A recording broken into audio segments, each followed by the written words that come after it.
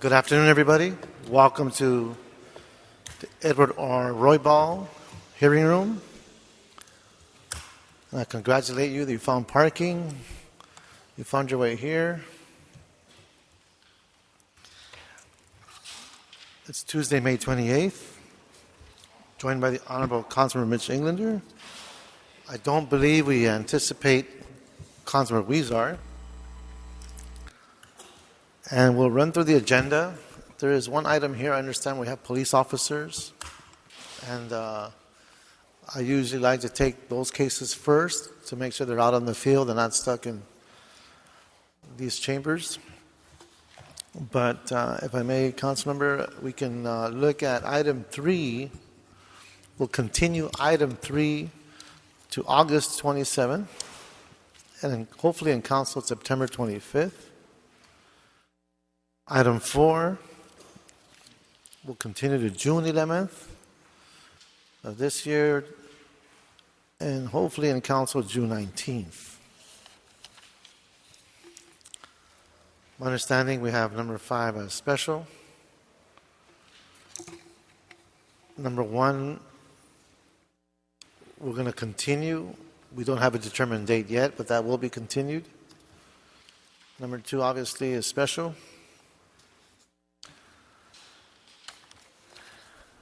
So we have our Director of Planning here, Mr. LeGrand. We can take the case with the officers first, or you'd like to give your report? I just have one brief item to report, if that's okay. Okay. I want to let the council know that we had another community plan adopted by the Citywide Planning Commission. The Granada Hills Community Plan was unanimously supported by the City Planning Commission last week at their public hearing, and we're looking forward to bringing that plan to the Plum Committee in the following months as we continue to work with the community on providing a roadmap for the future of Granada Hills. So we're really happy to see that planning endeavor and the years of work by our policy planning unit come to fruition, and the community engagement process was excellent, and we really appreciate all the support we got from the various neighborhood groups, neighborhood councils, homeowners associations, and the council office in convening people to look at the future of their neighborhood and how we can improve their quality of life through good, sound planning principles. So we're just happy to see that plan move forward, and we'll be bringing it again to the City Council very shortly. And that concludes my report. Man, that was quick. I had to ask you when to take a deep breath between sentences. Okay. All right. So thank you for that report. Any questions for the director? Okay. Okay, so that takes us to, I believe, Roberto, item 5. Is that the case? Yes, that's a revocation case, Councilman. Okay, so let's hear from our staff. And as you can tell, our acoustics are not the greatest in this room. So if you have a conversation, please take it outside so that we can hear the conversation and the presentation. And I believe we have Ms. Lourdes Green with us. Welcome. Good afternoon, committee members. Lourdes Green, Office of Zoning Administration. Before the committee is an appeal of a determination to require the discontinuance of a recycling center. In other words, this really is a revocation of the use. It's not a continuation of more conditions. The nuisance abatement procedure on this case began in 1996. There have been at least 5 hearings, excluding appeal hearings, conducted since that time to review ongoing impacts. While at times there have been some improvements, the impacts have continued on both residential and commercial neighbors. It is important to note that since 1996, it has been the same property owner, although there have been different operators.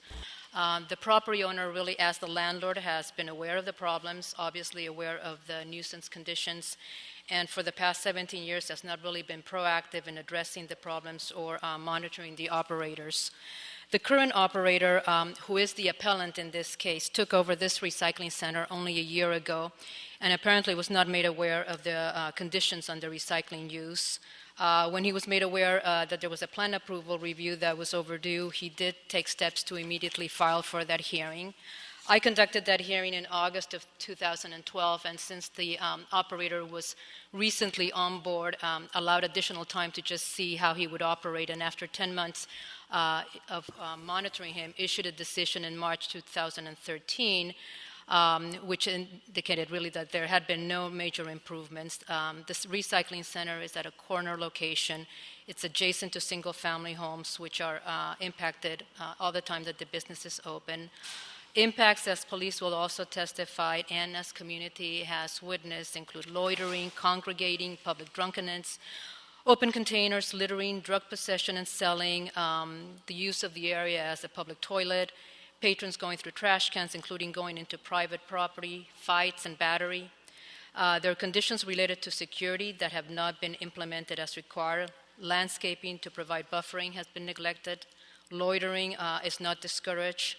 Across the street, there is the liquor store, which also creates a path for some of the patrons who purchase alcohol with money from the recycling center and then come back to drink in front of the recycling center where they are not bothered or disturbed and can loiter as long as they want. The center has been and continues to be a magnet for nuisance activity. The community has tried to work with the center in the past with no success. So at this point, there really are no other conditions that are viable enough to mitigate the impacts that the neighborhood has felt for 17 years, and there is no new confidence that any additional conditions could be more effective. So recommending that this committee deny the appeal and uphold the discontinuance of the use as a recycling center. I'm available for any questions now or later. Thank you, Ms. Green. When, just for the record, in case I just want to make sure I catch this, you heard this case and reviewed it how many times? Well, I've held hearings on this case twice, but the initial nuisance abatement has began in 1996, so there have been 5 hearings, and that does not include the appeals. This committee heard an appeal 3 or 4 years ago again on this one, which you denied the appeal of the operator at the time, who was a different operator. But it's been about 17 years of some improvement and then back to no improvement, and the community has been certainly trying to sometimes to work the neighborhood groups and with no success. So been at least, ballpark figure, at least 7 or 8 hearings, public hearings at a minimum. engagements where there's been accountability questions. Yeah, actually maybe 10, considering that it actually went to full council eventually. Okay. Well, thank you for your presentation. Any questions? Okay. So let's hear from the appellant. I believe that is on record, Razmik Aslanyan. Like to come on up, please. Roberto, would that be accurate? Councilman. Okay. Good afternoon. Good afternoon. As much as I can, I'm going to tell later, he's going to translate. This place 16 years open, and all the people come against the recycling. I don't know, one thinks why they didn't close it before I buy that place, first of all. Second of all, what has happened today? It happened 16 years ago, and nobody didn't come to complain to close that damn place, at least, because right now, if you close that place, $40,000 I have to pay the rent. Landlord doesn't matter, for he doesn't want to talk to me. Everybody run away. I'm in the middle of that place. I have a lease only until May 2013. 14, sorry. And everybody here, I don't know why they didn't come before they closed that place, before I get in this trap. This is a trap for me, honest to God. Where were these people before I bought this place? And suddenly everybody came against to me. What is they saying? Never I saw somebody fighting or littering or drinking.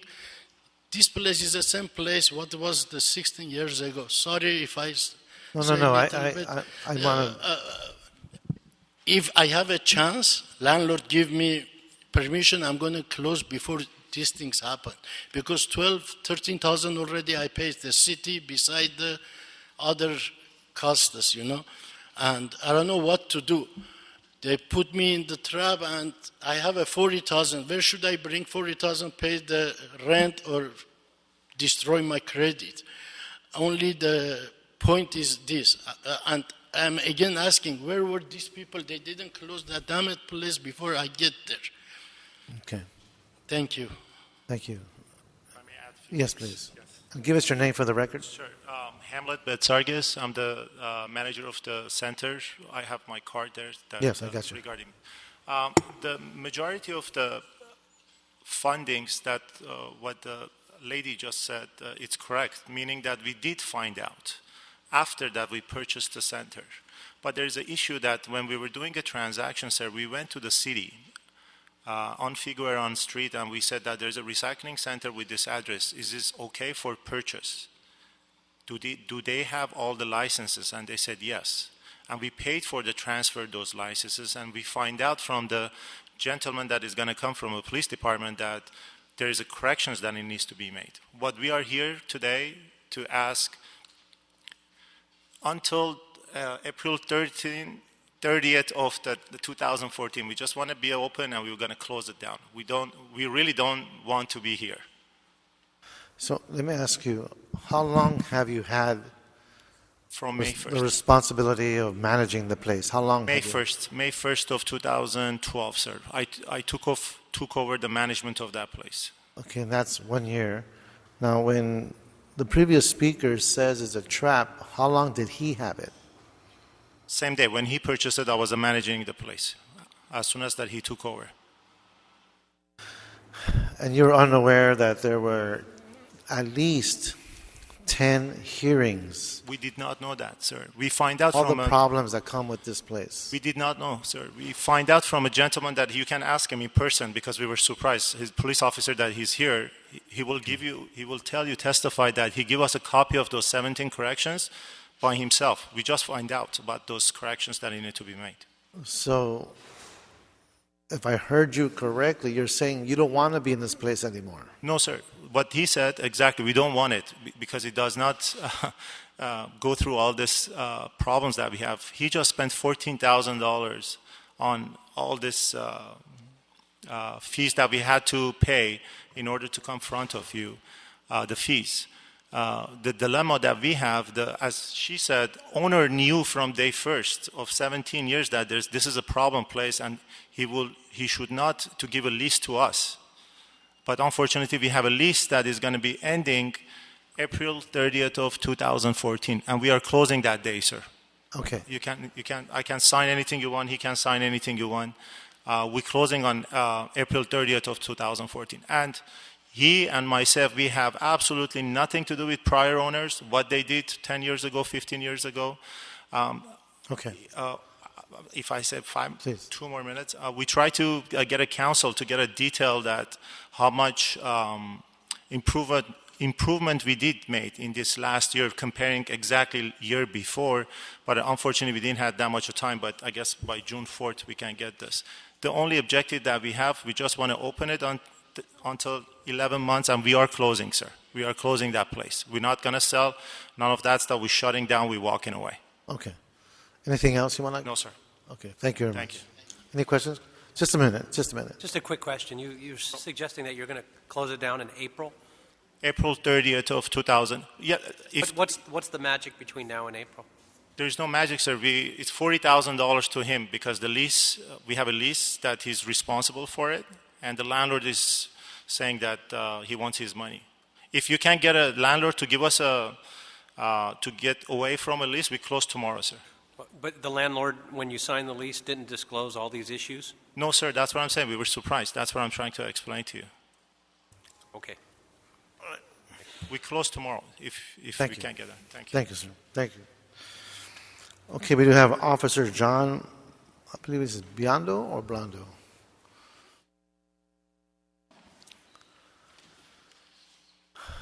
Good afternoon, sir. Good afternoon, sir. I'll try to make my comments brief. I'm a senior lead officer in Southwest Area LAPD, and the address 4422 Jefferson, which has been a recycling center for probably longer than I've been at the division, and I've been there about 9 years, has been a problem for many, many years. When I first became a SLO in the area about 5 years ago, I was there, if not every day, every other day, making arrests, issuing citations, all that kind of stuff. Now, that was a prior owner. And when I've been to several meetings. Would you mind describing the type of arrests? Arrests, warrant arrests, possession of narcotics arrests, drinking in public citations, other vehicle code or LMC violations, primarily is what it was. So I've been to a lot of meetings as it relates to community meetings as well as ones that were set up by the city attorney as it relates to trying to find a way to work with the property. So when the property was sold, myself as well as many of the people in the community were encouraged that possibly there'd be a change. So the owner spoke, or the manager spoke, that they didn't know anything about the conditions. I know that they did contact me, and I did meet with them roughly 2 weeks after they purchased the property. And when I told them that they had conditions, quite an extensive amount of conditions, they did seem surprised. So I provided them at that point with a list of the conditions for the property, and with the expectation that all of those things should be handled. He spoke a little bit about some of what those were. Those were the general nuisance as it relates to things like shopping carts. If there were people who were there, they needed to be moved out of the way. Any kind of illegal activity, whether it involves narcotics or drinking, needed to be stopped. And one of the other things they needed to do was hire a security company. So routinely through this past year, I've made a few visits to the location. The first time I went to verify the status of the security, which I think from law enforcement's perspective is paramount to securing that facility so that we don't have to constantly be over there using up our time where we could be spending in other places, was disappointing to say the least. The security company had hired people who weren't allowed to be security people. They didn't have the proper documentation. They weren't aggressively engaging their activities. That was corrected somewhat later on. I've been back recently within the past 2.5 weeks, and there's no security there whatsoever. What I found was that they have a log as it relates to the particular condition which they're supposed to have, but the log, they don't have anybody stationed there. And they come by, it looks like once or twice a day, but they're there for very little period of time. And when I say very little, the log they're keeping will have a check-in time, let's say 2:30 p.m., but the checkout time will also be 2:30 p.m. So there's really no way for them to check and see and spend some time at the property. When I spoke with one of the workers at the location, he said they'll drive by, they'll sign the log, and they'll leave again, which is not enough to abate any of the issues that are going on. It's the opinion of the Los Angeles Police Department that ourselves as well as the community have waited long enough for the property to be changed. And so whether it's going to be closed in a year or 6 months, now is the time for it to be closed so we can move on and we can end up changing the dynamic of the community. Well, one officer, I want to thank you for your diligence and your tenacity. I think it makes a difference. On the one hand, when you hear the current tenants say that the landlords did not apprise them of the situation in terms of issues, yet you're very clear in how you have reached out, provided them opportunities, and performance is not there. That does weigh heavy in my mind, so thank you for that. No problem, sir. Councilmember, anything else? Okay. Thank you, sir. Thank you for your time. I believe it's Albert Lord, the council office.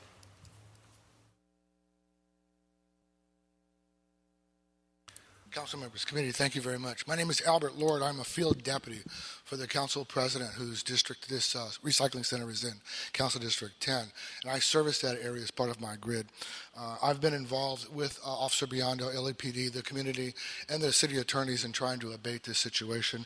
And the council office stands with the finding from the ZA, also supports the community's interest to shut this down, as well as the report that LAPD has provided. We see no significant reasons or no evidence why this business should continue. Okay. Sir, thank you. Thank you. No questions? Okay.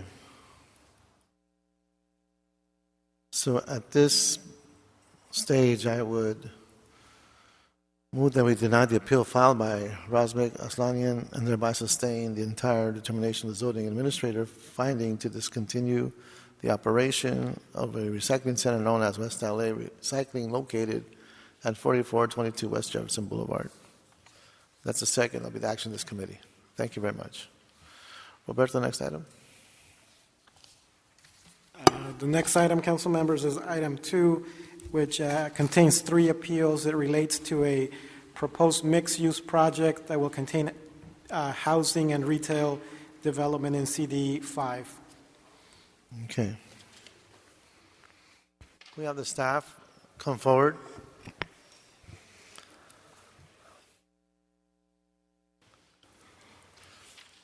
Good afternoon. Good afternoon. My name is Henry Chu of the Planning Department. What we have before you is the Kasdan Sepulveda project, which is a mixed-use project that proposes 638 residential dwelling units, and this includes 71 senior housing units and 160,000 square feet of commercial uses, including a grocery market and a big box retail. The site is 6.5 acres and includes the future Expo Line Sepulveda station and the MTA bikeway right-of-way at the south portion of the site.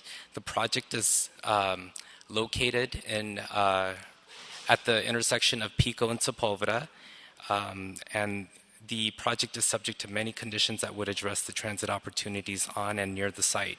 Such include the unbundling of parking, MTA passes, bike storage facility, bicycle parking, bicycle and car sharing programs, public restrooms, and other features.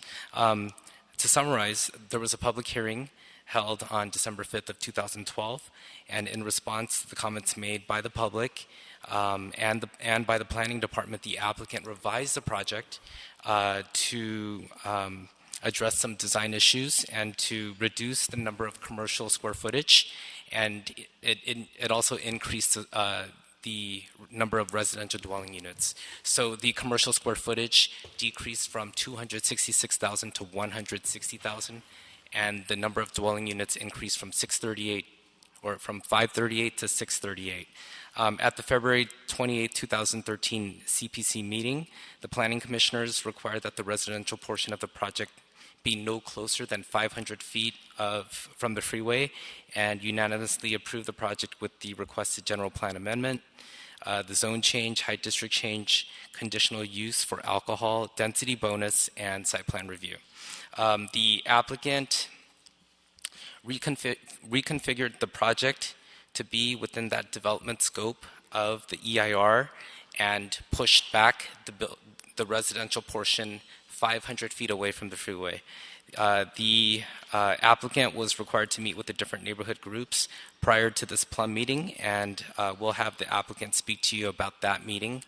There were 3 appeals filed pertaining to the site plan review request. The aggrieved appellants identified issues such as traffic, infrastructure, and air quality impacts, haul route, spot zoning compatibility, and industrial land use and consistency with the general plan, recreational facilities, as well as floor area ratio calculations and density bonus. Staff has submitted 2 letters to you. One is dated April 2nd, I believe, and that modifies some of the conditional use conditions for alcohol. Staff worked with the zoning administrator to modify these conditions. And the second letter is dated today, and these are in response to some conditions that the applicant provided to the Plum Committee members, and it's just correcting typos. It's changing from Richmond to Richland Avenue, and there's 2 other conditions from the determination letter that also needed some correction regarding bicycle parking. Staff is available for any questions.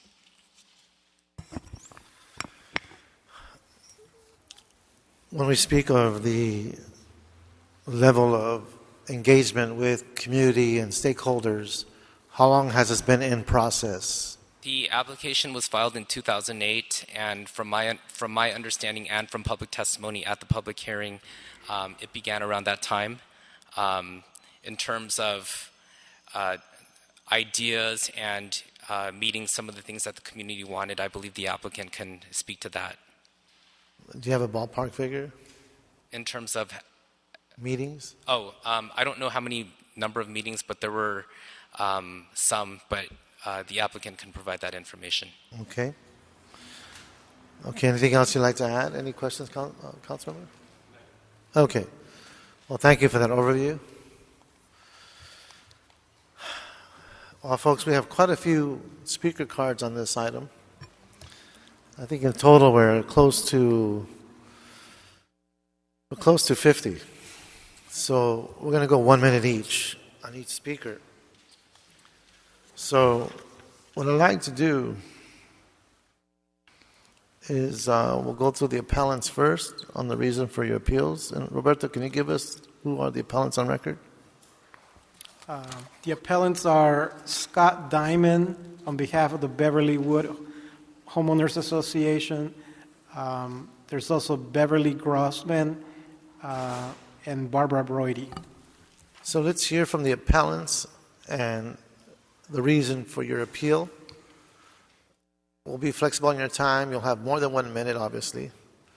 So if you can give us a succinct presentation for the rationale for your appeal. Thank you, Mr. Chairman. My name is John Murdoch. I represent two of the appellants, Westwood South of Santa Monica Boulevard Homeowners Association, that was referred to as Barbara Broidy, she signed it, and the Beverlywood Homes Association. So I would just for the record, I'm sorry. So who are the two appellants you're representing? Westwood South of Santa Monica Boulevard Homeowners Association, which is President Barbara Broidy is right beside me. She's also submitted a card. Okay. And the Beverly. He's here for Beverly and Westwood Homeowners Association. And Westwood Homeowners Association. Okay, just for the record, make sure we got it straight. All right. Okay, thank you. Please. I submitted a letter dated May 23rd, which I hope you had a chance to read. It had exhibits attached A through J. And I also submitted today some additional documents for the record. Now, I understand that this is a complex project. You may not have read everything, but please indulge me. I would like to explain why this is receiving such tremendous opposition. First of all, the traffic in this area is already intolerable. And there are letters and voluminous materials from experts in the file in the EIR pointing out that there are at least 22 intersections already beyond capacity and that will be impacted by this project. I'm not going to address that. What I'm going to address specifically is the air quality impacts. This project is sitting right underneath the 405 freeway, a little bit to the east of the 405, sandwiched between the 405 and Pico Boulevard and Sepulveda Boulevard going north-south. Now, your EIR, which you may not have a chance to read yet, tells you that anything within 500 feet of a major roadway with 100,000 or more cars is subject to air quality impacts that are unacceptable. There are threshold levels that are spelled out in these reports, and you really need to take time to read them. But what we have here is a traffic count that is 3.5 times the threshold. In other words, they say 100,000 cars is where you shouldn't put anything near the freeway, especially a school or anything with sensitive receptors such as senior citizens or children. We have a 350,000 daily car count between those three major arteries. And then there's the 10 freeway, just another couple hundred yards down to the south. So this thing is in the armpit of 4 major traffic generators. The air quality impacts are unhealthful for all citizens, but in particular for children and senior citizens. Now, the reason why the City Planning Commission imposed a condition saying, okay, let's move the buildings. They changed the site plan, moved the buildings to at least 500 feet from the 405 freeway. So what that did is it created a new site plan, which was not circulated to the public, and is one of the reasons we're here on appeal. It has to be recirculated. And by the way, my letter attaches the city attorney's letter saying the same thing. They told the City Planning Commission, you need to recirculate this. The president of the commission said, no, we'll just go ahead and vote. So what you have now is a project that is move the buildings, but puts the recreation area right under the freeway. So the purpose of my letter, dated May 23rd, is to give you information from numerous sources, from as far away as China and Wyoming, saying that anytime you have bad air quality, you need to stay indoors. You don't have children going out in the play yards when you have bad air quality, and you don't put them in a swimming pool right next to the freeway.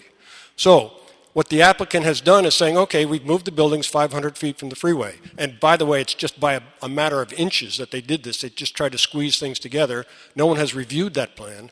But they've put the people who are going to be most often using those recreational facilities right under the freeway. That is unacceptable. And I attached today to the submittal I've given you a word-for-word copy of the municipal code dealing with open space. As you know, every project with residential has to have a certain minimum amount of open space. So the reason I gave you the code is because it says usable open space right there in the first sentence. And then if you go through it, that word usable is repeated at least 7 or 8 times. This is not usable open space. Air quality impacts, which are dangerous to children and senior citizens, does not constitute usable open space as required by the code. Therefore, this project doesn't have the required minimum square footage of open space.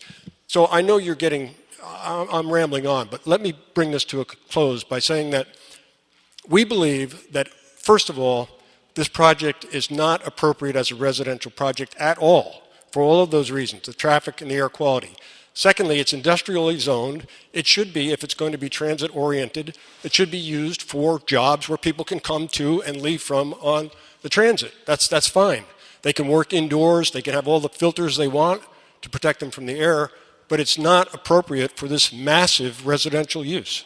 So please, I urge you, don't just gloss over this. This is very important because I guarantee you this will go up on appeal. If it's approved, it'll go to a court, and a judge will say, they call that usable open space. With all these reports, it's not going to fly. Thank you very much. Thank you, sir. So he represented 2 parties. There's 1 party left that's appealing. Sir, give us your name. Good afternoon. Alex D. Good with Jeffrey Mangels, Butler, and Mitchell on behalf of the Beverlywood Homes Association, the remaining appellant. I think Mr. Murdoch raised some excellent issues regarding the air quality. I'm going to focus on something else. This project has a major problem. The entire project is predicated upon a substantial transfer of, first, the creation of development rights by rezoning a substantial Expo right-of-way parcel, which is currently zoned public facility, zoning that commercial, so creating development rights on that parcel, and then immediately transferring those development rights to where the project actually is. And therefore, you get to 785,000 plus square feet. There is no legal mechanism under the city code for that transfer of development rights to occur. It cannot legally occur. And nowhere in the hundreds of pages that you could review on this project, the 180 plus page report from the City Planning Commission, is there any explanation of the legal justification of how that transfer of development rights can occur? The only way you can transfer development rights in the city of LA is, as you probably know, there's a specific area here downtown where you're allowed to transfer TFAR, where it goes from one site to another. And the other way is the city just passed an ordinance that took effect back in, I believe, April. You can ask the ZA for what's called a unified development determination. And the ZA reviews that case and says, yeah, you can transfer development rights where you have a building on one site. You can transfer some of those rights to where you're going to have a building on another site, because it may make sense for a particular project that one site has a little more development than would otherwise be allowed than the other site. But the point is, one, the total FAR of the project stays the same. You don't just create development rights out of thin air and then add them without a commensurate reduction on another site. And part 2 is, this project never applied for that kind of determination from the ZA. And there's a reason they didn't. It's because they wouldn't, it doesn't fit. They wouldn't even be eligible for that kind of determination from the ZA. So what this project does is it just simply creates development rights and transfers them without any legal process or mechanism or review, and you end up with this massive project. And nowhere does the city explain how that can occur legally. And the answer is it can occur legally. The other problem is the EIR never reviews this. It just says, well, it's going to be this much. We're going to have a project of X amount based upon the transit-oriented development density bonus, but that already incorporated the Expo right-of-way. The EIR never reviews a project without the Expo right-of-way and the project with the Expo right-of-way, putting aside the fact you can't transfer the rights anyways. The Expo EIR never analyzed potential development rights on the Expo right-of-way. The city says, well, it's never going to develop on the Expo right-of-way because it's part of the transit station. Well, you know what? There are transit stations all over this country and this world that have development over right-of-way, over part of the right-of-way, over all of the right-of-way. If you approve this project, that Expo right-of-way is going to be zoned commercial. They could come back and develop that right away. There's nothing to hold them to not developing it. The EIR never studies that. The Expo EIR never studied that. So you have a totally deficient EIR that doesn't study the potential development of that right of way, and certainly doesn't study the potential cumulative impact of the development of that right of way combined with the what will be the existing impact of a transit station.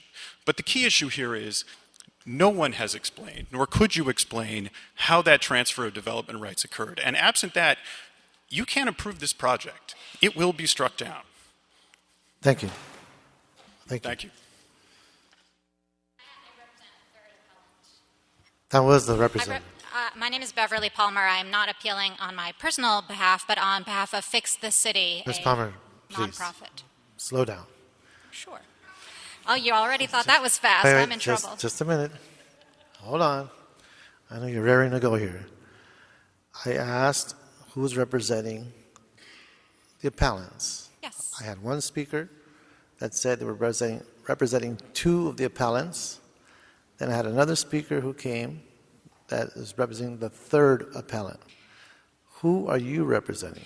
Chairman, I'm sorry for the confusion. When I believe, whoever it was who read off the list of appellants read my name as one of the appellants, which is incorrect, but Mr. Murdoch stated he was representing Westwood South of Santa Monica, and I believe the Westwood Homeowners Association.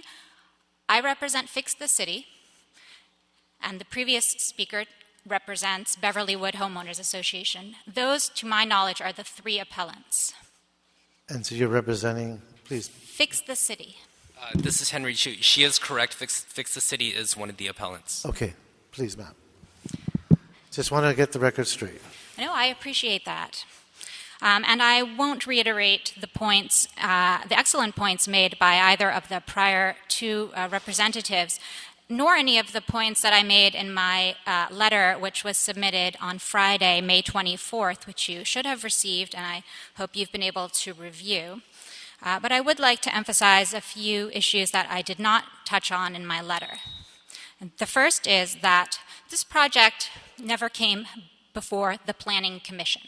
The project that the Planning Commission approved is a project that it literally did not have before it on February 28th, the date that the Planning Commission last publicly met and had this item on its agenda for consideration. The Planning Commission decision expressly relies upon the site plan that is stamped March 18th, 2013, after the Planning Commission hearing closed. Although that document states that the plan is labeled Exhibit A, there is no Exhibit A in that 178-page document. The plan has not been made available to the public, nor was it in front of the Planning Commission at the time it made its decision. And that is a critical fact, and not one upon which a court will lightly gloss over. Further, the plan has not been made available to the public. These neighborhood meetings to which the planning staff referred are not a substitute for general public distribution, and certainly not a substitute for the Planning Commission itself considering the project. The city planning staff responded to the city attorney's letter regarding the need for the Planning Commission to receive this project again.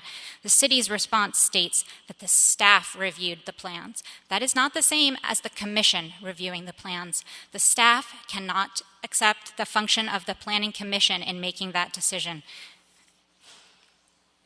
The Government Code addresses this scenario where a change in approval takes place after the Planning Commission. Can I ask you to pause for a second there? Sure. When you make reference to the staff of the commission, am I to understand that the staff reviewed the material without the commission considering it, or did they review the material after the commission considered the case? The staff reviewed material submitted after the close of the February 28th hearing. So the Planning Commission has not had on its agenda an item that considered these new materials. The only public hearing before the Planning Commission closed on February 28th. Anything entered into the record since then cannot, just as a matter of fact, have been before a public hearing of the Planning Commission. And the new materials arose as a consequence of? The negotiation entered into off the record at the Planning Commission's February 28th hearing between the applicant and staff or commissioners regarding the location of the residential developments. Okay, thank you. And I'd like to commend to your attention in particular Beverly Woods' letter area ratio of this project, which the last speaker spoke on extensively. I concur with his assessment regarding the floor at an additional point, further illustrating that the law does not support this. And I'd like to add 2 separate parcels to combine into one unit for floor area ratio, merging of one of the SB 1818 incentives that the city offers allows a developer to do purposes is that floor area ratio on 2 lots but only build on 1, which is essentially what's happening here. Calculate the floor. The developer qualifies for only 1 incentive and it has not chosen that incentive instead. However, the 3-to-1 floor area ratio incentive. So you cannot find that this would dead. It chose SB 1818, and that's an excellent illustration of why it's not normally be appropriate under a bonus incentive to encourage extra affordable housing. The staff report's appropriate. That's allowing this larger floor area ratio by combining the parcels is for the more holistic design. It's at the purpose of development. There's no basis for that statement in the staff report or the record. Nothing shows of a transit-oriented sort of non-integrated development on the MTA site or that it's planning to have any development on that site, that there would be some sort of requires this kind of transfer of floor area between the 2 parcels. Right, that density bonus finding cannot be upheld. A density bonus cannot be granted if doing so. Also, the adverse impact on public health and safety. It is clear Mr. Murdoch will have a specific at this point. The air quality impacts of this project on the residents are significant. The comments emphasize the impacts cannot be mitigated. And nor does it even require, the EIR admits that appropriate and technologically advanced mitigation most air quality indoors, let alone outdoors where protecting air quality is extremely difficult. Measures to protect air density bonus must be overturned because of the adverse health impact. Moreover, the park, so that it double counts MTA's 260 spaces used for transit parking. It's not included. Parking analysis is that transit parking that merely looks at sufficiency of residential and commercial parking. In the EIR, I'm happy to answer any questions. Okay, thank you, Ms. Palmer. Thank you very much for your time. For this meeting. She went for it. Okay, fix the city. She was ready for staff. We can go into the public comment. You'd like to respond to some of the assertions? Okay. I'd like to have you some feedback. The applicant should have some time to respond as well. Project. We've heard from the appellants, the reasons why they're appealing. So present their project. Staff, I'd like to ask you, do you would like to speak first, or do you want the applicant who is applying for first? Because there's a lot of issues here, and I need you for this project to speak. You want to speak first in response to some of these assertions? Sure, I'd like to speak first. Okay. In response to share with me the revision of the plans and those not being available, at the February 2, there was an approval for a submitted site plan. The project determination, condition 28th hearing, added all these conditions to the project to lock in a lot of the design features. And as long as there are minor tweaks to the design of this project, that realm of what was analyzed in the environmental impact report, then and it fits within the reviews the changes and make sure that these conditions are planning department, the findings have not changed and the determination can be issued. With regards to still being met, the main issue of the floor area ratio, there is it's ordinance number 182451, which is the unified ordinance by development ordinance, and the applicant, this project does qualify as a just to go over the definitions real quickly: combination of functional linkages such as pedestrian or vehicular connection, unified development. A little bit. Okay. in conjunction with common architectural and landscape features, You can slow down. distinctive design elements of the development, composed of 2 or more contiguous parcels, which constitute of record separated only by street or alley, and number 4, when the or lots from adjoining streets appears to be a consolidated whole. What we have here is development is viewed right of way. We have the bikeway, we have the proposed Sepulveda station, and you have the MTA public development that is transit oriented. You have a driveway that proposed runs through the right of way. You have linkages with the subway station. That clearly this is a project that meets that definition of unified development. So what's missing is... Just to be very clear, one of the assertions made in that we don't have anything in the books that would allow for this to happen, you are completely contradicting that assertion by identifying this particular organ. What's in need here is the applicant would have to file the appropriate entitlement. There is the track map that's still on hold with the department to meet this ordinance. In the middle of revising this, the appropriate entitlement could be filed and heard at the same time. The applicant is with regards to the availability of any plans with that. In the public notice, we state that these records, the application, the plans are public records, so people can come down and take a look at the plan. There are still other parallel tracks that need to evolve, so that we're meeting all of our legal requirements. Correct. There is a subdivision so that's already filed, but it's currently on hold with one of our sections, and that will come later. Track map that is. And so the applicant can go ahead and file the appropriate entitlements for it.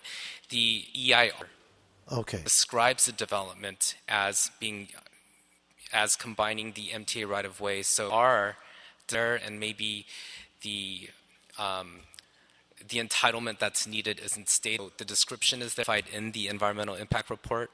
So we'll make it, but it's identified. Appropriate CEQA clearance is provided for that. Okay.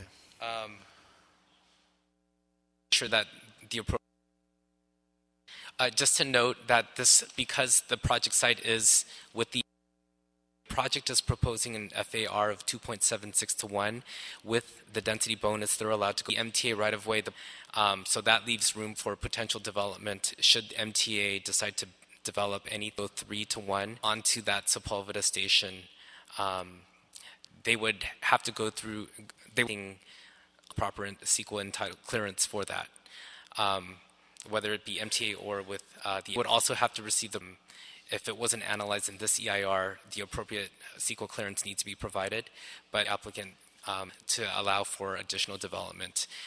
The applicant didn't maximize. There is room to build out of this development, so should MTA decide to expand the potential or whatsoever, this can be done. So when you say it hasn't maximized, and on their station, I mean that it started with a higher number at one time in terms of it's built out, and now it's at a lower number? Is that from the beginning? It's always been below that maximum 3 to 1 FAR. It's always been from 7.6 around there. I see. Okay. And about 2.7.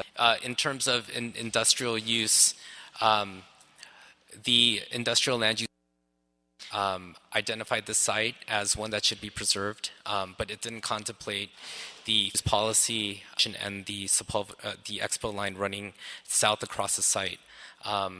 This future Sepulveda station use, there's a mix of different commercial uses and light industrial uses. Would be inappropriate. You have 2 major highways. You have the MTA bikeway, the future bikeway surrounding the site. You have a mix of single and multifamily residential dwelling units near the site. You have any immediate sensitive uses to the area. So in terms of this being appropriate, there aren't planning feels that this is the appropriate mix for the.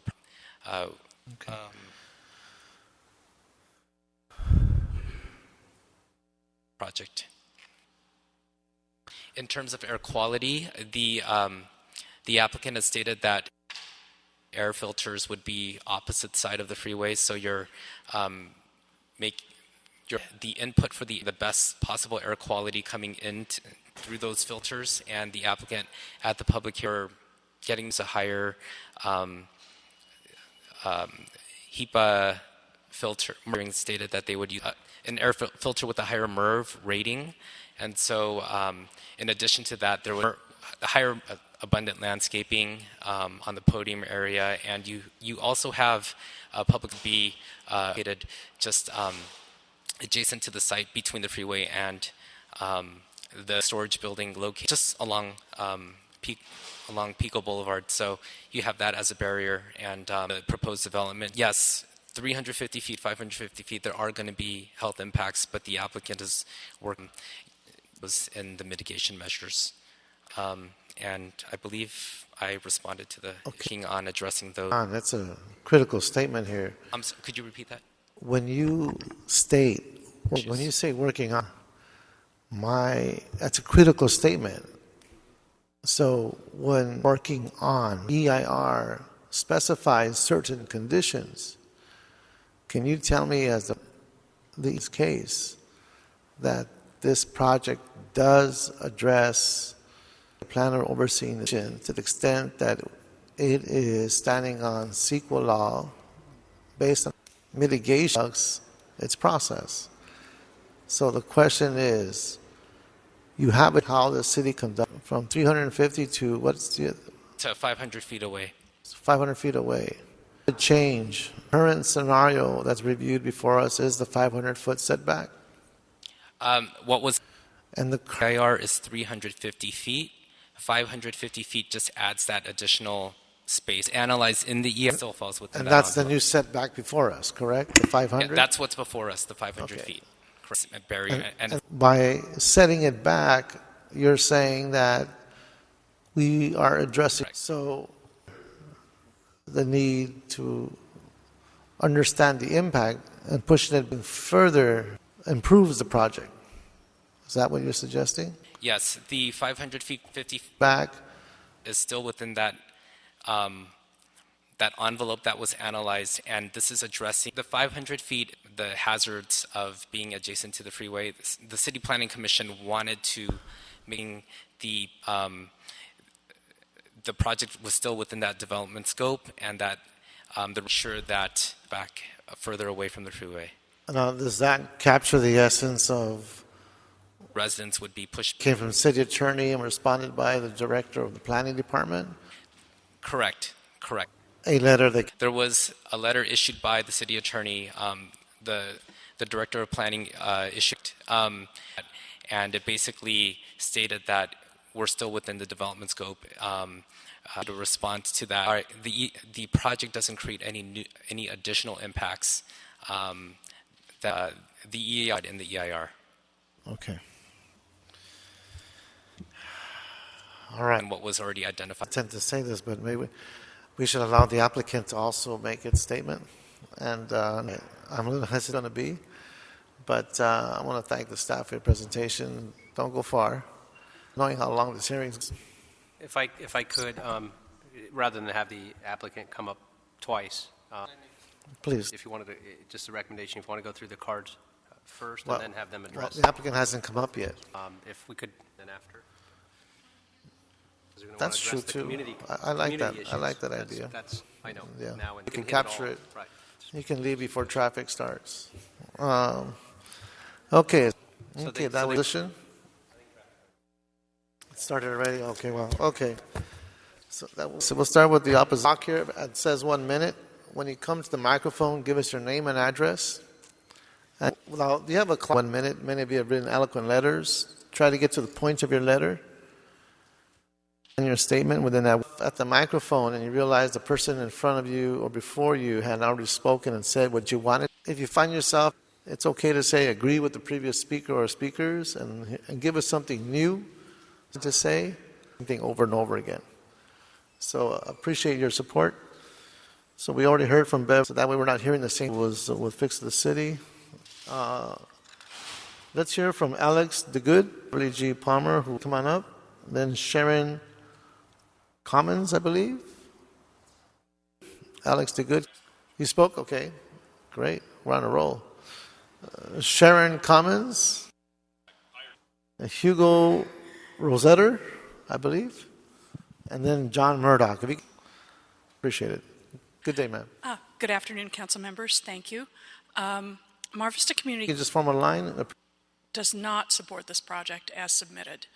We had reservations about House Council over a year ago, and when we submitted our comments for the environmental impact report, we suggested that this thing to generating land.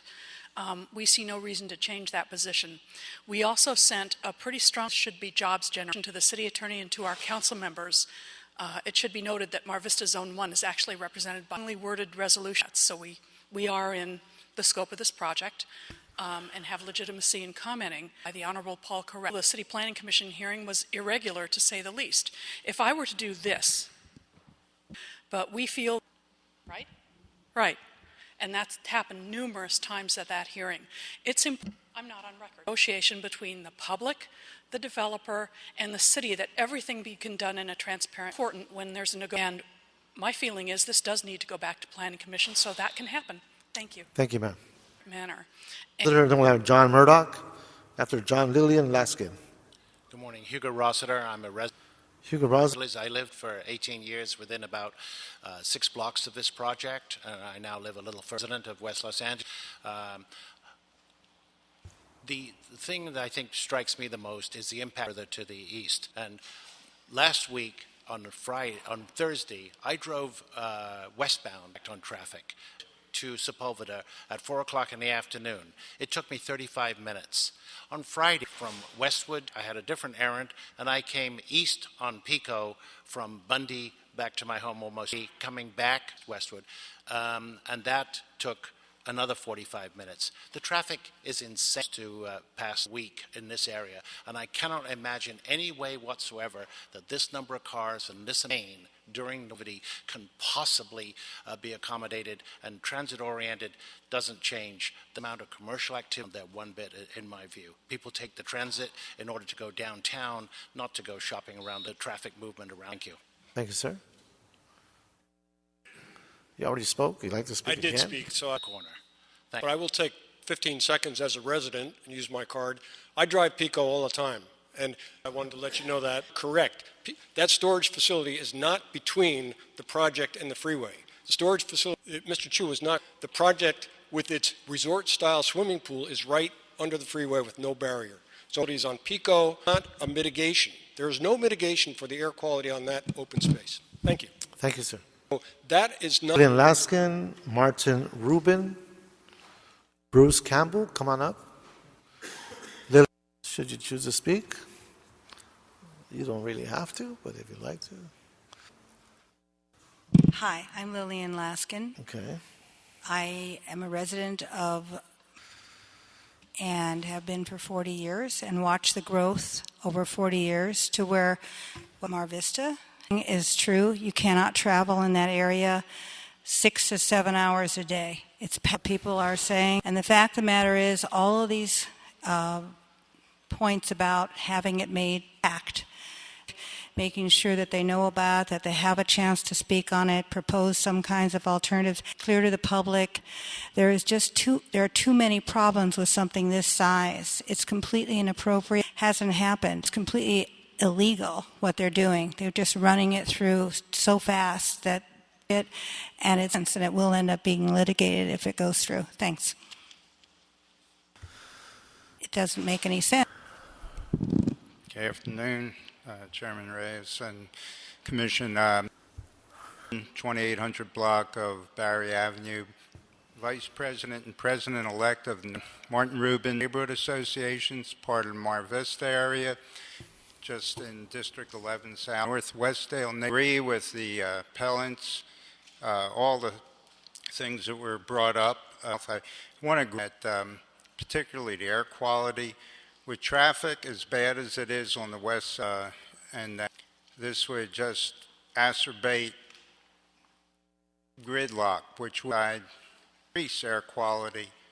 So on top of the freeway, you have, with increased traffic, it's an air quality nightmare. It's a stress, standstill health issue as well, and the stress that's just growing on the West Health, public health. Just come out and drive it, experience it. Thank you. Thank you. Side. Bruce Campbell, Stephen Resnick, Barbara Broyd. Good afternoon, council members. I'm Bruce Campbell on Overland Avenue in 90034. Good afternoon. Traffic in the whole city to be from Cloverfield to Sepulveda and Santa Monica Boulevard to Peak. Proclaim the worst traffic thing you may not have considered is the Expo line goes over Overland Avenue at street level, and thus that will that along with and Westwood Boulevard, a lot of currently planned developments and the Kasdan development will make traffic totally impossible. Also, the Expo corridor is viewed as a potential high-tech corridors to get these industries of the future to locate there. However, I see no room west of Robertson for such a high-tech corridor because of the massive development and proposed development for such a, to this point. I find it a little odd the fellow said that and traffic crunches, like there won't be sensitive receptors in the area. Are they going to ban seniors, youth, and ill people from development and Expo stop? Thank you, sir. Thank you very much. Our next speaker. Thank you very much. Please keep your eye on the clock. I appreciate that. Keep your eye on the clock. Good afternoon, Steve. Westwood Homeowners Association. I think, gentlemen, you had to be at the CPC. Stephen Resnick, president of the private meeting in front of everybody in attendance. See hearing to believe where you're sitting right over there and held a private meeting as testified. They moved from approved the project. Mr. Roshan said, I can come up with a motion that'll get before and that'll be acceptable. And then they approved the project with the city attorney saying, we don't think so. That'll objected not once, but twice to that project. So you have the CPC hearing, city attorney, Brown Act and CEQA problems. And then you have clear and convincing evidence of a hazard pleat with hazardous to the health of people that will live there in the surrounding area. Why can the applicant sleep well at night? This project that's going to build something that'll affect the health of the resident, knowing they're. Thank you. Hello, Chairman Roshan, Member Englander. South of Santa Monica Boulevard Homeowners Association. There is so much to say about this project at this moment. Barbara Brody, Westwood, we've known about the industrial zoning of this land. We've known the tracks have been there. Expo was proposed 20 years ago. First of all, it's up to the city, the planning department, to take a role in realizing the investment, maximizing. We now have it. Expo. 2, community input is bullshit here. We met. They didn't listen. The investment enacted us and said, you know, Howard doesn't listen to us. You'll have to tell him it's not right to put a target next to Howard Katz's location. It's not transit-oriented development. We have an opportunity to do TOD. This is transit adjacent, a train station. Bidding against Target to buy this lot. They won. Target lost. Now they want Target there. Doesn't win development. They were what the FAR really is. Without the metro land, it's 4.4. It's no 2.7 work. Ask the misleading. It's not a unified development. It's only unified because Kasdan needs to be able to cross and 6. That's to get to his landlocked cement plant that he paid too much money for. It's not planning's department's over the track work when it doesn't. Thank you very much. Thank you. Pat Tobias. Thank to you, make the project. Margaret Haley.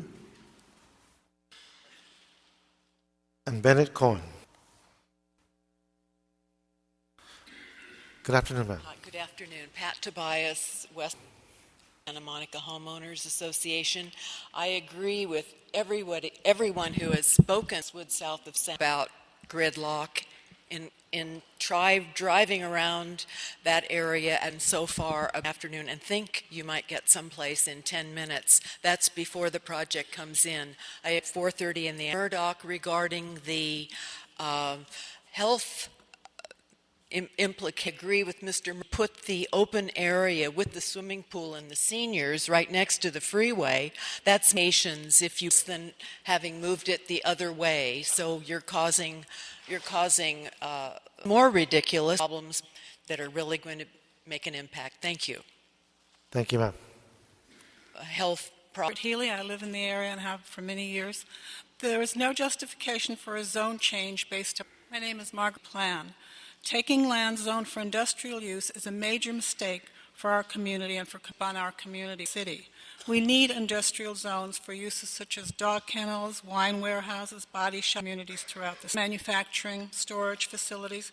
Nobody wants to be living next door to such shops, so we need our light industrial for them. The city has in fact done studies that call for the facility of industrial zoning. If you permit the change in zoning designation for light industrial use, preservation, loss of needed industrial zoning will set a precedent for the city, and communities will use the needed land for uses that I've already mentioned. This spot zoning is bad planning, and we'll lose this much needs that. Also, just really quickly, since I have a few seconds, the cut-through traffic that will ensue, we urge you to oppose it, will certainly be a problem for us all in the community. Thank you. Thank you, ma'am. Sir? From this project. Bennett Cohen, a resident in West Los Angeles. And yes, good afternoon. It's been said so far that really this has been a fatally flawed procedure. And it appears from everything this back to the City Planning Commission, where the new change urge you to send. And with all due respect to Mr. Chu, who I've spoken to and know, when this can be reviewed, you're authorized to make minor tweaks to the project. It's in the when he says that whether it's going to be a minor tweak to the project, we need to know exactly what the eye of the beholder would be. And I pass that corner every day because I go to the Expo post office, and I can tell all these changes turn on red lights now because it takes so long to get through that intersection at Pico. I tell you that people. Thank you very much. Our next group of speakers, Jonathan Weiss. Thank you. Eva Aubrey. Stephen Meeks. Good afternoon. I'm Jonathan Weiss from West Los Angeles.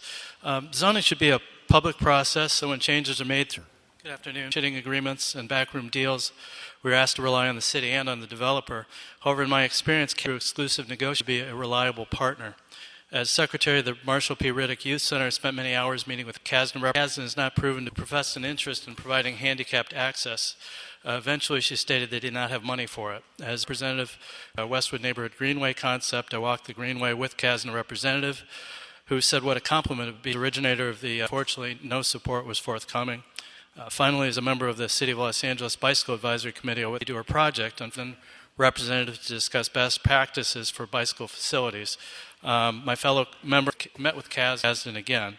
I'm saying basically you can't rely on Kasdan in backroom deals. I was also, and I never heard from KBC to reiterate the request for a minimum of 500 bike parking spaces. So I asked by the LEC, not on P3, which is in the basement. Thank you. Thank you, sir. This is on P1. All right. Eric Bruins. Eric, are you here? Okay. Jay Handel.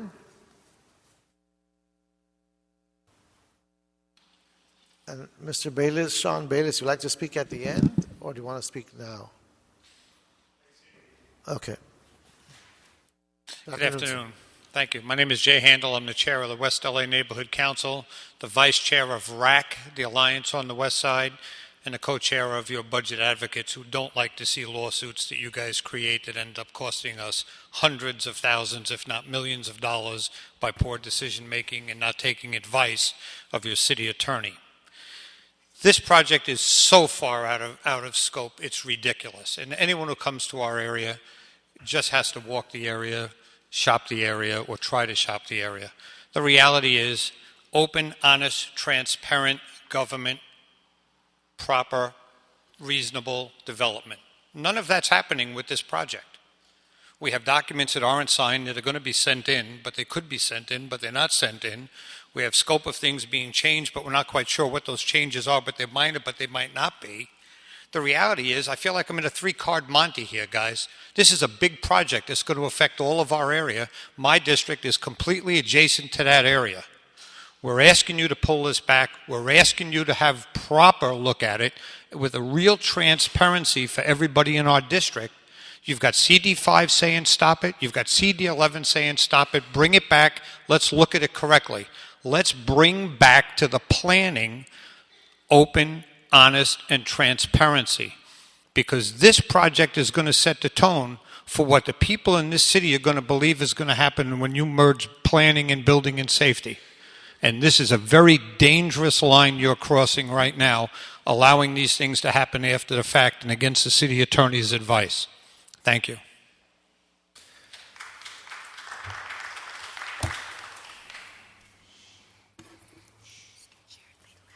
Okay, all right, no problem. Now we have the stack of a card that says support. And it's not here. Card that says support. Oh, here he is. I wonder why. It just popped right. Look at that. It's right here. Not suddenly. Come on up. Appreciate it. Right up. Mr. Weiss. Thank you, Mr. Reyes. You know, out there fighting. Thank you very much. Hard to believe, to hear. One for the integrity and independence of the planning department. It's very disappointing. Jobs needed for this transpired. But basically, here we go again. We're talking about giving away industrial land needed for giving it away bit by bit to city, preserving the middle class. We all say that. We don't have a policy on industrial land, but again, we, the backs of this community, it is not right. All insiders and speculators. Mr. Kasdan is clearly speculating off of the right of the public. What we're talking about more particularly is the general plan amendment. It's a spot zoning to have the laws followed. In this case, a plan amendment, the applicant, has got to be done by the city. The situation clearly, general plan amendment can't be done by there's nothing in the record that justifies. The city basically hasn't done it. Secondly, since I've got 7 seconds left, SB 1818, the affordable housing units. Thank you, and Mr. that is Weiss. also ratifies the fact that this density bonus is needed for the purpose of. Ms. Rogelio Navarre. Thank you, Mr. Reyes and Mr. Englander. Okay. From the mayor's office. I know you're in here. Would you like to eat at the end, or do you want to speak now? Schaub, this is in support. Okay. Patty, and then we'll have Patty Schaub come on up. And then Hillary Norton, Piedmont Brown, president of, didn't give us a name, but it's the Piedmont Brown West Los Angeles Chamber of Commerce. President of Ironworkers. There you go. Ready? Ma'am, please. Okay. Patty Schaub, representing on behalf of the West Los Angeles Chamber of and I'm going to be reading a letter from our president, Ron Adams. Intersection of Pico and Sepulveda. We believe commerce. We would like to voice our support for the proposed Kasdan project near the Sepulveda station. Will be a great benefit to believe that a mixed-use residential retail project adjacent to the Expo line Sepulveda on this site, which is greatly needed. The West LA community. We especially like the idea of having a grocery store that is to promote business, thereby. One of our missions at the West LA Chamber is to create the environment, 1,000 new residents and 700 permanent, strengthening the community. We believe that this project will do just that. With around 1,000 at the existing retailers and much needed job generated, there will be a high influx of new customers to shop. Times, we believe this investment is needed at the local restaurants in the area. In these long, tough economic, thank you. Thank you, ma'am. In our community is an opportunity to make a real positive difference in the West Side. Hello, Ms. Orton. Please, folks, please. Support of the transit aspect of this. Good afternoon. I'm here to speak in project, just as we've been project and the transportation amenities this industrial lands policy and that speaking about what is needed at transit stations. We have an industry for kennels and storage. Industrial lands policy said we should stop using job-generating land, $1 billion, because we're not generating enough storage. We need jobs. We are already cheating Measure R by $5 billion housing and fast participated sales tax to do what we need to do. We have an opportunity to create jobs and is to have housing. In a study with UCLA that said the way to solve our traffic, a voluminous letter, and they have agreed to a number and jobs by transit. That is what this project is going to do. We have shuttles, bike amenities, a number of very important transit-oriented amenities such as and a mobility hub. These bike parking, which we agree on the first floor, passes and needing to get in their cars. And that's what we'll see. These are the kinds of things that are going to get people to and from their destinations without Good afternoon, sir. solve traffic. Thank you so much. Piedmont Brown. Of the Ironworkers Local 433. Good afternoon. My name's Piedmont Brown. I'm the president. These are the people you see at the top of it. We represent thousands of skilled, hardworking men and women. We strongly support the cast of building. We go up many stories to build this city today. Our trade West LA project, and we urge you to vote for the staff recommendation. We're seeing opportunities on the project. Trade was hit hard by the recession. As the economic picture starts to improve, a new approach to development and that did not exist several years ago. The Expo line is bringing in times have changed, and it's time for us. Our city, transit-oriented developments are good for Los Angeles. Under an agreement with the building trades to get out of our cars. Hanson West LA will be built on anyone. They're not cutting corners. The developers are doing this right. They're not shortchanging the Hanson project. Thank you very much. We ask for your support. We're working with skilled building trades, and they will get our best. Thank you, sir. We'll be very proud to build. Thank you very much. Ron Miller. Appreciate that. Thank you. Good afternoon. We just relax a little bit on the clapping. Great article. I'm Ron Miller, executive. Congratulations on the article in the Times today on the river. Members, and I have some reps here today if they want. Executive Secretary of the Los Angeles Building Trades. We represent 140,000. I urge you to approve it today. Stand up.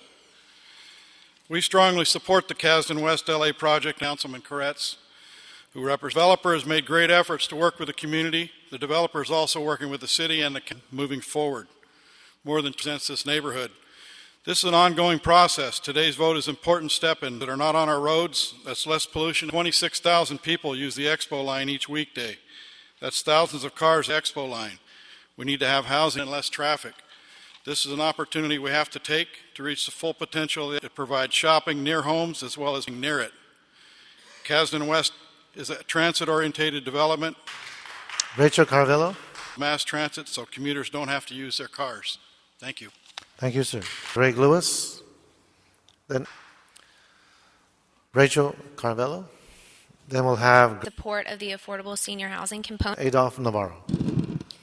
Good afternoon. I'm here to speak in housing and housing-related resources for it.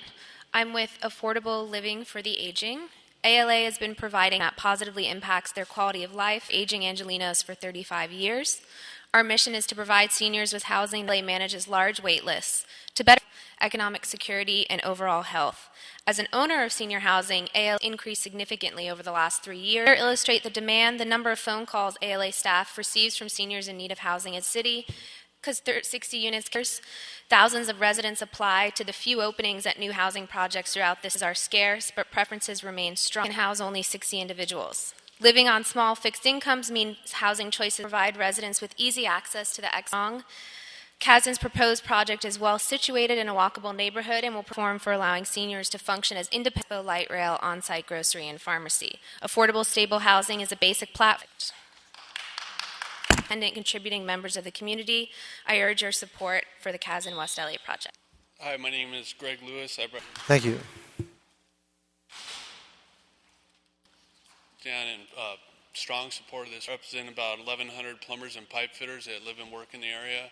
We're trying to get out of this recession.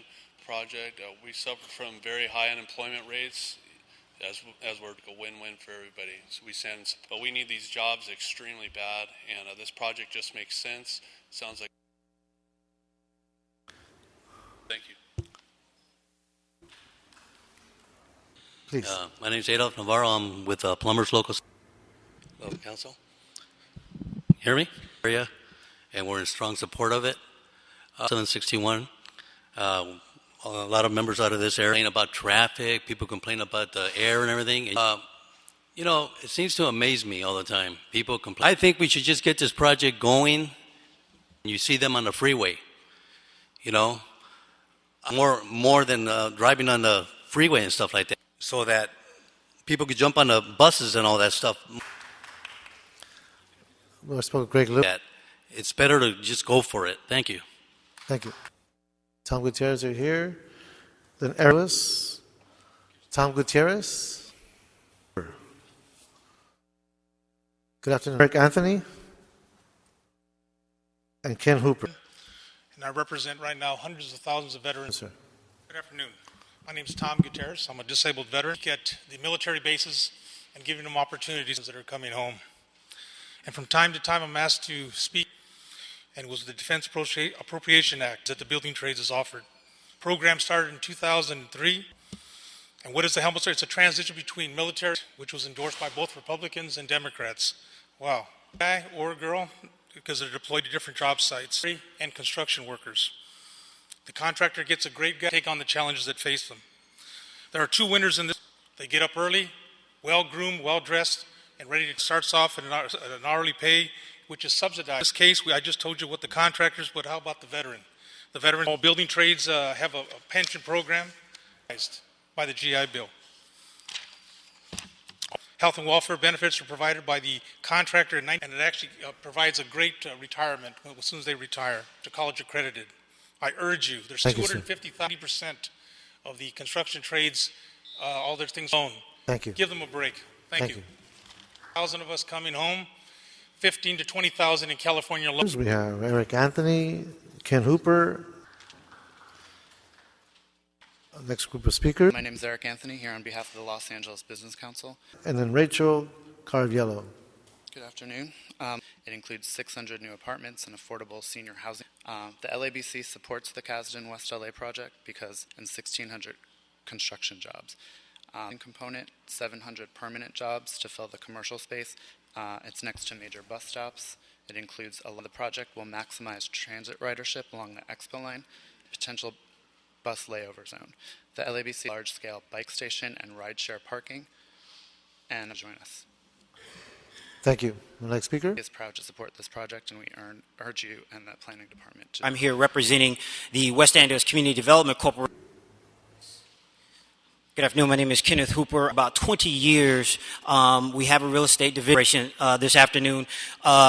We have been in business for a statement of support today for the Kasdan project. And I want to offer you today more than a cursory and bring the city of Los Angeles. And we understand that this project will have a positive impact. Moreover, we are proudly to support and increase the quality of living for seniors through this project. The West Angeles CDC, approximately 700 jobs that will be created. Project creates with its close proximity to the Expo. C also recognizes the opportunities that the Kasdan Transit Station, many of those jobs can be a light rail station at Sepulveda, with easy access to the district, to which our primary focus has been, potentially be filled by individuals from the Crenshaw. And the West Angeles CDC sees the Kasdan project the last several years. Thank you. Thank you very much. Again, try to focus on your letter. As a regional project that can connect the city. Okay, next is Rachel Carvello. You'll get it within that minute. I'm not so rude in interrupting you. Aaron Smith. Nobody spoke? Rachel? Okay. James Manson, I believe. Janet Garstang? James. President of West LA, 1700. Good afternoon. Good afternoon. My name is Erin Smith. I'm at the Expo line every day, and this transit-oriented South Bundy, and I'm also a student. I ride be really helpful to me and to into development and others like it. They're going to be coming into the Expo corridor, who are going to be bicycling all over. When I come to my friends who are also in my age group, who are students, who are riding the Expo line and activities, and this is going to be home to the west side. I ride my bicycle to access stores and the side that are going to be helpful to me as a student and as one of the many developments that are going to bring amenities to the west. Good afternoon. Thank you, ma'am. Janet Garstang. I want to make it very clear I'm speaking as an individual. Good afternoon. Hi, my name is 16 South Bentley. I live 1.5 blocks from the proposed development. However, I live on 22. I've been a homeowner there in my 36th year as a homeowner living in that location, closer than anyone that's spoken here. And again, as an individual, I am a member of the Westwood South of Santa Monica, and I'm speaking in support of the project. I agree with my friends and colleagues. And again, I live very close there. I have a homeowners association. I just neighbors. I'm the president of my homeowners association. We are enthusiastic about getting rid of. Also spoken to a lot of people, getting rid of not having any more strip clubs come in there and actually have the concrete plant that is there. Community can use that is within walking distance of that area, and having a development that the people talk about the traffic, which is intolerable, impossible, and insane. I am mystified when people is going to make anything any better. Thank you for letting me speak. Thank you. But I don't understand how doing nothing. Hello, Council. My name is James Hanson. I live in Pasadena, California. All over Los Angeles. I work in downtown Los Angeles. I ride I take the transit system that when this development is put together, it will be wonderful for Expo line. I know to use the trains. I know they'll use it, both the elderly and other people. The people in this development, people need to know that. Get out of your car, start walking. It's a better way of living. Los Angeles is changing.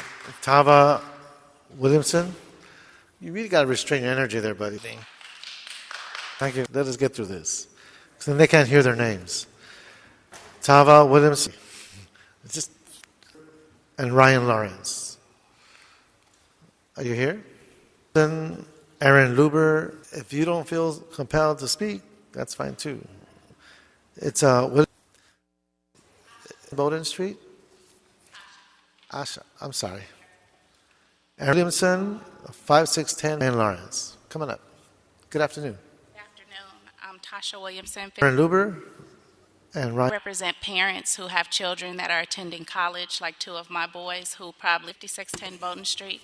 This Kasdan project is complete, and we'll also need jobs. I also will be out of college to travel to West LA to get services for their autistic children. I represent families who have diversifying and giving these jobs to kids or adults is going to help improve everybody.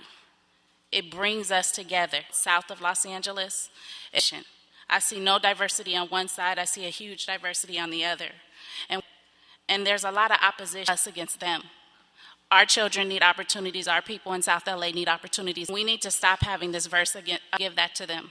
Give them an opportunity to be better than what they are today by opening as well. And we hope that today you'll... Thank you, ma'am. Next speakers. Up jobs to them. Thank you. My name is Aaron Luber. I live at 1154 South Barrington. I felt compelled to come.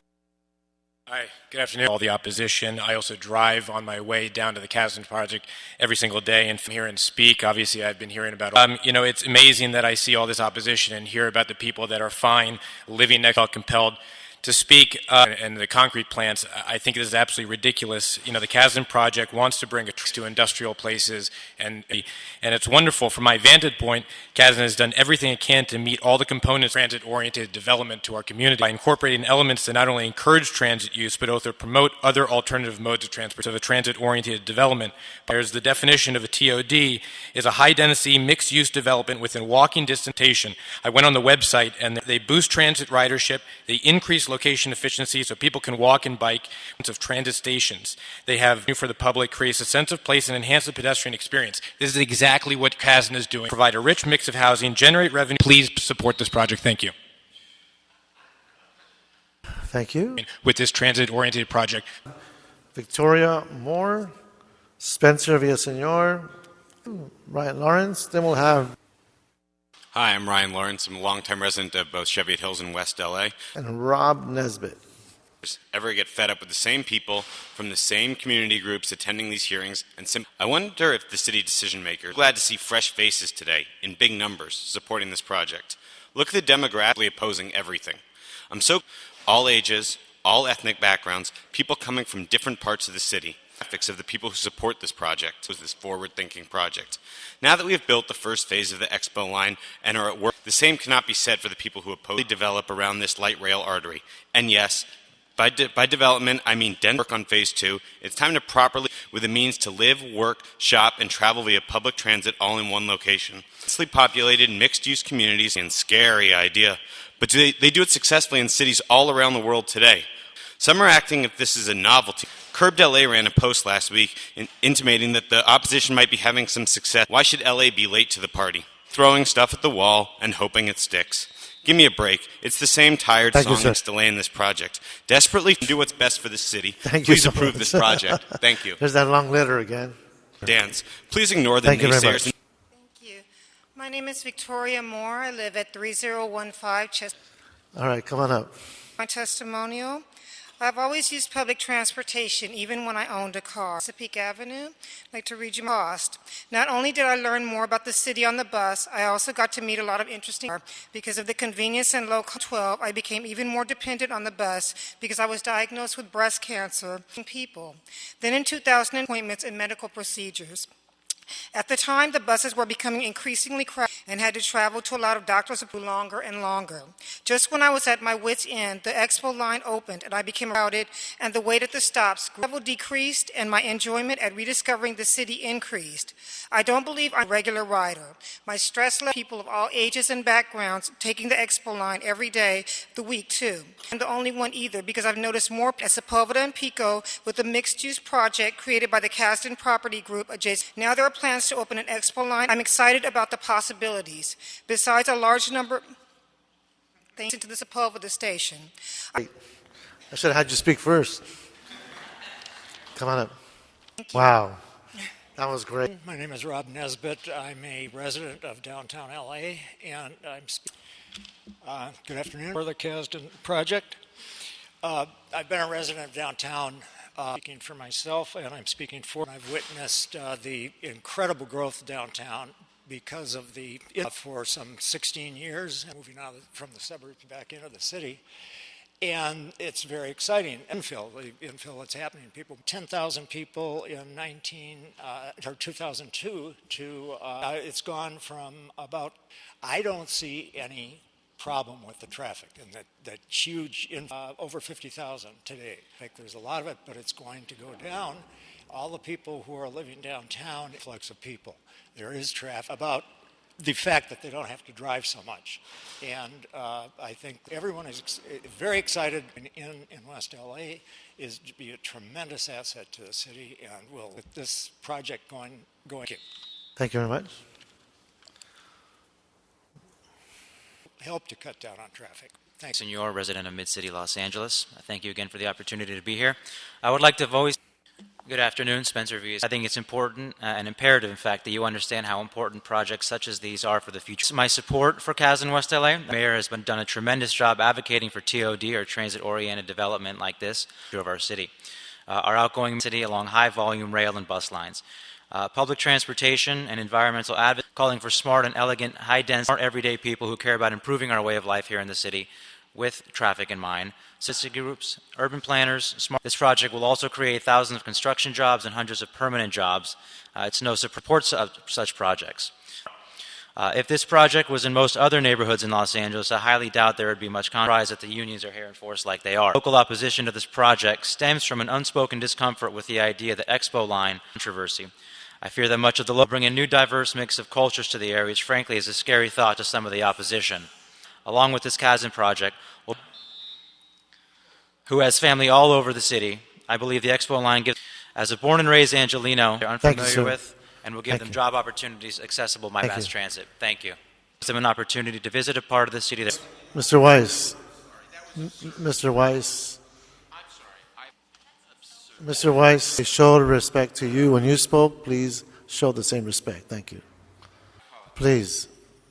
Daniel, Urimev, I believe. I can't really read that. Dan 3 Arden Avenue. Daniel, I apologize. Ryan, my last name. 1-2 Gold. Good afternoon, Daniel. Handel and Jeff. To the industry and industrial aspect of this project and some of the opposition to it. Kramer, I just wanted to speak really quickly to industry or a chemical processing plant or, God forbid, a cement factory. I would oppose if this was a heavy industry under legitimate legal and residential grounds. But it's not that. It's replacing it, and I think others in the room would too. Is housing, jobs, and the realistic way that this city is going forward in that, and in terms of community resources and on rails. And all of this is happening in one place. It's going forward on buses section, but it's being done intelligently. All of that told at admittedly a very busy intersection should be approved immediately, not delayed indefinitely, and I appreciate your consideration. This is exactly the kind of development that... Next group of speakers. Thank you. Thank you, Mr. Kramer. My name is Ryan Handel. I own a small restaurant in West LA, and we heavily pedestrian traffic for our business. The fact is there's not a lot of parking in Los Angeles, especially in our neighborhood. We are dependent on the Kate for new developments that promote the pedestrian experience. The fact is that these type of neighborhood, so we really need to add a vibrant community that we need in this city. Developments help sustain and create a down the street. They're more apt to shop and spend locally than when they have to drive and park. The fact is when people walk up their development on Pico, really embraces the pedestrian somewhere. I believe that this particular is that people who live and work there won't have to drive anywhere. They can walk up and down Pico to the street and experience. And the fact is, and I fully embrace this type of development because of being a small business landmark theater into the West Side Pavilion. Thank you, sir. Next speaker. Then we'll have Sean at business owner in West LA. Thank you. Avenue, Bridget Victor, and Jamie Millis. Hi, my name is Jeff. 11525 will have Rochester.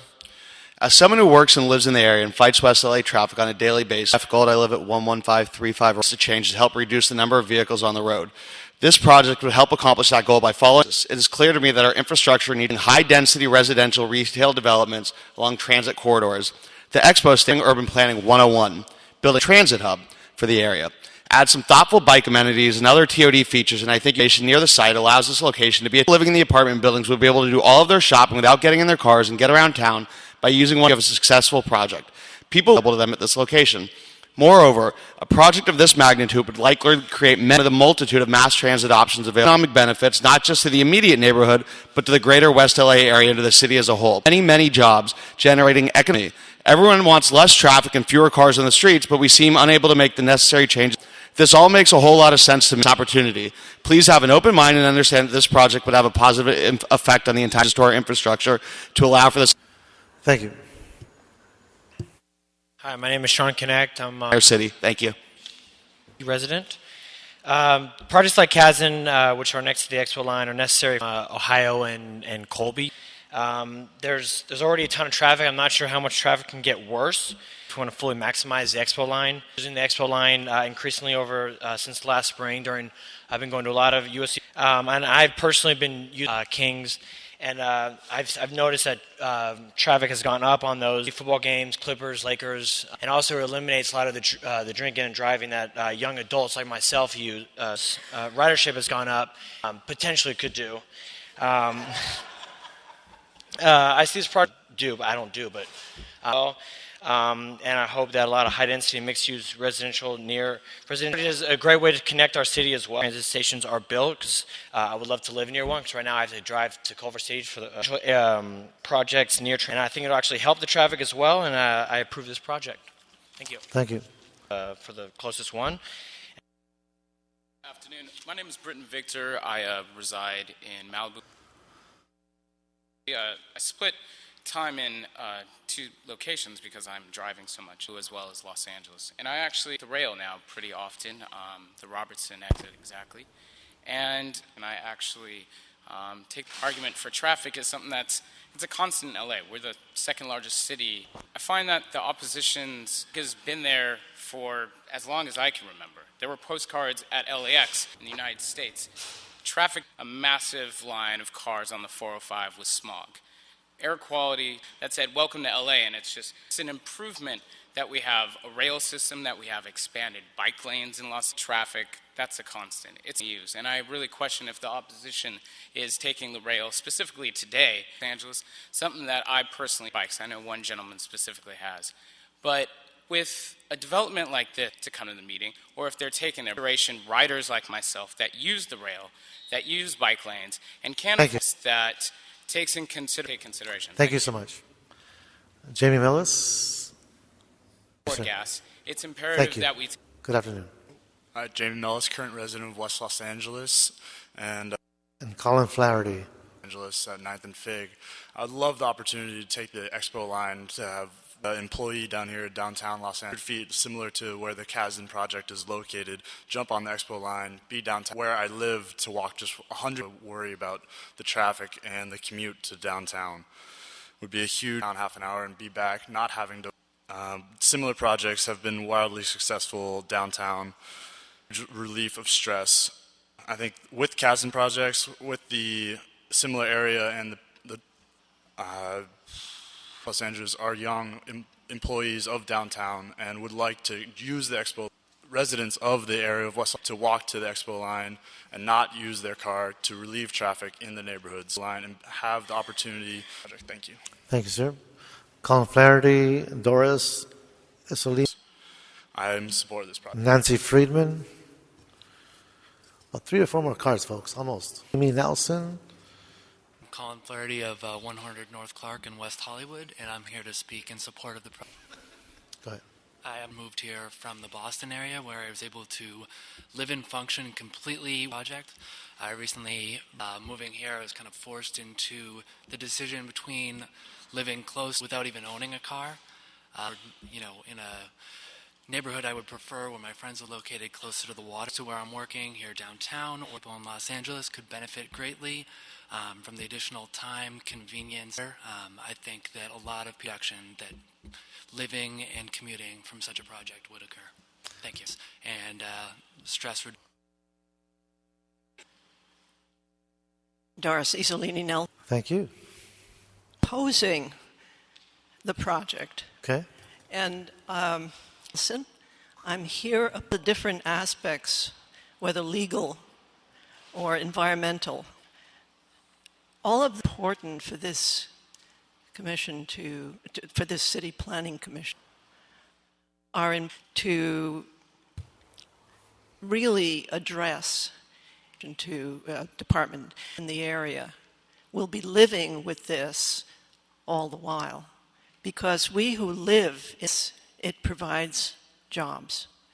Yes. Yes. It is really, really important. Other things can provide jobs. Filters are going to be at the environment, and the fact that that's really laughable. Correcting the air quality. Thank you. Thank you, ma'am. Nancy Friedman. Gollard Shore. Okay. 3813 Huron Drive. Yes. Howard. I'm sorry. Yeah. Is Howard Shore here? Come on up. Yeah, I'm trying my best to read the writing. We've been hearing you all afternoon. Thank you for inviting me. I got your invitation, your letter. All this moment. And I want to be brief because most people say what I want to say, but increasing jobs is definitely regarding the Kasdan project. And I'm sorry for the people that were complaining regarding health hazards and air pollution, something that I'm for. Driving their cars every day, and I stopped driving 3 years ago because of the gas prices and because of the pollution. But they're all causing when they start taking more public transportation and supporting the MTA, because they've got a great system. So they could all in about 2 more years. So, that's what I wanted to say about that, and which is going all the way to Santa Monica. Anybody that's, against increasing jobs, I just feel really sorry for them, And they're opposing this project, and all these wonderful things must be Republicans, because I'm a socialist. And those people who are here. Robert Gibbons. Thank you. Okay. We're getting everything today. Come on in. Okay. Just came in here in support of the project. I've been long looking forward to the... Good afternoon, Robert Given. It will help to alleviate the traffic pressure on some of our main thoroughfares, such as Pico and Olympic. Completion of the Expo line, because I believe it rail since its opening last spring. Ridership has gone up every month, especially on Saturdays in the fall Olympic. We've already seen the benefits of this. As being a USC fan, you can see that they're packed with people. The Kazan West LA project is all when USC is playing.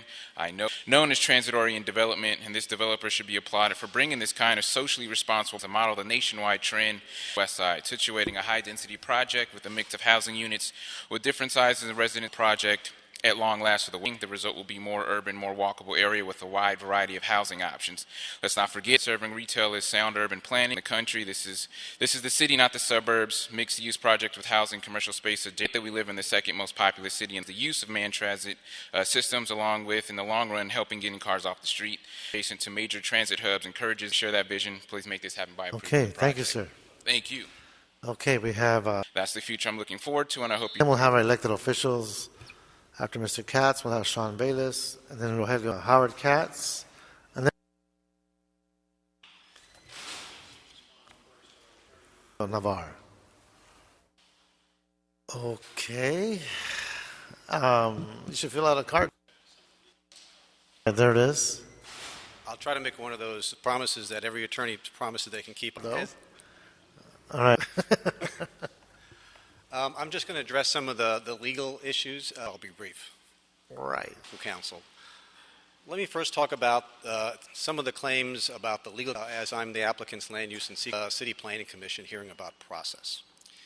So what happened, consequences that came out of the hearing, and at the end of the hearing, the planning commission said, we'd like to, was this, the full hearing, the project further away from the freeway, from 350 feet to 500, pose a condition that moves to keep within the development envelope previously analyzed in the EIR feet, and said it went back and revised their plans to meet those conditions. Those plans were properly. So when the applicant knew exactly what they were supposed to do to make sure that it conformed to what the planning commission presented to planning staff to do, it did exactly that. So there was no reason to return the project back to the planning. Did in terms of imposing conditions. Now talk about what the city attorney said at the planning commission. City attorney said in the commission, that changes in the project could, emphasize could, the middle of the hearing, because we all know that if changes are made in the project that trigger new significant impacts, trigger additional secret review. But that comment was addressed by the planning commission at the end. How? You have to go recirculate. When they revise the project, it has to stay within the development envelope. By saying to planning staff, that's why there's no need for recirculation under CEQA. This is an EIR, previously analyzed EIR. Issues for a second. This is an EIR that looked at worst case on all issues. To just address the air quality, it looked at the project closest to the freeway, 350 feet. So on air quality measures. So that was all done. Let me address the development right transfer for a second. Looked at all the feasible mitigation that the city's rules about transfer of development rights doesn't apply here, because it is the applicant's position, because you're not talking about a transfer from privately owned land to another privately owned piece of land. Why? It involves county-owned land, and that makes this different than other types of development parcel. If it did apply, if you look at it, staff said the ordinance, we clearly meet it transfers. But even this doesn't impose any additional substantive requirements. Okay. As far as the EIR looking at it, and also the ordinance of a unified integrated project. So there's no need for the ER to look at that. Last issue. ER looked at the physical characteristics about industrial land. Just remember that that's one policy, the zone change. We've heard a lot that apply here. Your staff, the planning staff, went through 28 pages of many policies concerning how this project meets the vast majority of the policies of single space, of finding, and the community plan. Mostly those policies involving promoting transit. The general plan process, it was met. So let me turn over to Mr. Katz to talk about community outreach and transit-oriented development. So in terms of We had the applicant speak last after the hearing. the characteristics of the project. Okay, it's the project as they have submitted.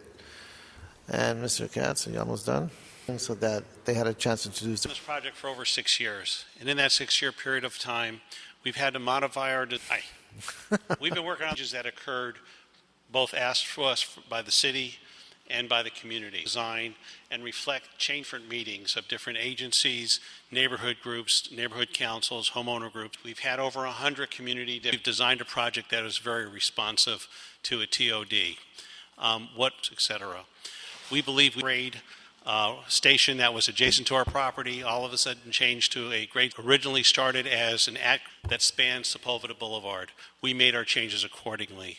We have incorporated separated station to store bikes, to have shared parking, to have shared created into our project, the abilities. We are still talking to them about where they might have some cars to have shared bike property, where further bus stops might come in and around our property, layover zones in and around our office to achieve these goals. Our project as presented is reflective of the, and we continue to work with the council, not by us. We are ready to stand by them and move forward. We've talked to community groups, actions by the Planning Commission, doing the community to enhance the community, which also enhances our position. Identified things that we might want to do to go forward, that's complete to go forward, and ask you to send this to the council as scheduled. We believe we have a project that's right. Sean Bayless. Thank you. Thank you. Good afternoon, Chairman. Before you today is a large mixed-use development located within Councilmember Paul Corrett's district. Reyes, Councilman Englander, forthright and his deep concern to this project as currently proposed. The Councilmember has been and the community to try and thoroughly address all concerns. And Weiss member has been committed to working with the applicant to see a project that realizes the tremendous investment we have all made into the Expo line. While the views may be distant, the need Kretz is not yet ready to give up on coming to a compromise and knows additional time is needed even greater. Councilmember reached. The Councilmember requests that the public comment be completed and closed should a broad understanding be 3 weeks before this committee issues its final and the item be held for parties involved time to continue the work that is needed to bring in a recommendation in order to give all insight. Thank you. Appropriate development to this very important.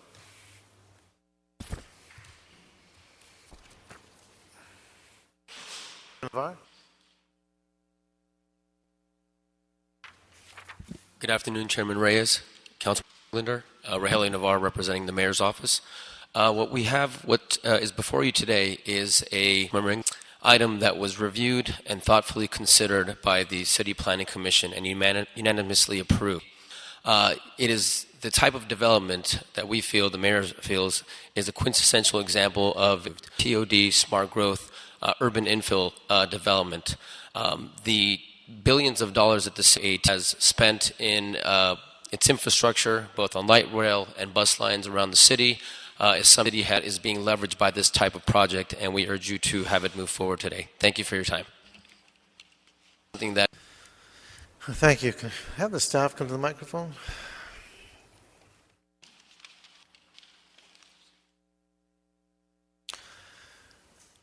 In listening to the deputy of District 5, it sounds like they want more time to have a discussion about the issues that have been addressed. Can you speak for the record, what is our window in terms of decision, and how many weeks or days do we have to reach a decision? With regards to the appeal, I believe we need to respond As a council, correct? Right, correct. Henry, I can answer. Mr. Chair, there is a time limit for council action on these appeals. The time limit is July 8th. However, with the council, the last day for council action is July 3rd, and that would be Wednesday. Okay. Says. All right. So,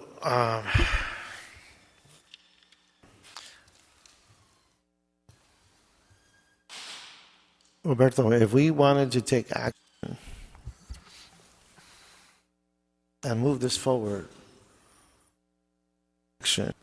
the action would be in response to the appeals, correct? Right. What's before you are 3 appeals. So you have Okay. to take a vote up or down, or you partially approve them. Okay. Or the So, I'm from the point of view that the councilman needs to address these issues, and he could do them between districts should have all the time that he made the action and schedule the council, because he would have at least this it's scheduled for June the 12th, but like as the clerk. 2 or 3 weeks, correct? Correct. Is July the 3rd. Oh. June. So schedule for Indicated the actual deadline is to address the stakeholders and the applicant for June 12th. The council member would have the ability. correct, or needs more time. That would be his call before that action, up to the council president and the council member. If he needs, yes, sir. Okay, so if he That's wants to his call. expand it, Right. I mean, he's left. There's a lot of items that I have to take care of. It's no secret I have 30 days. From my point of view, I would rather move this item to this committee, knowing that the council member has before I leave, and to have his discussions with his state has every discretion, and that would be holders and with the applicant.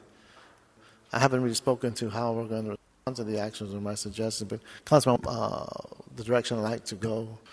Great, thank you, Mr. Respond. And if I could, I want to make sure you have every opportunity to speak as well.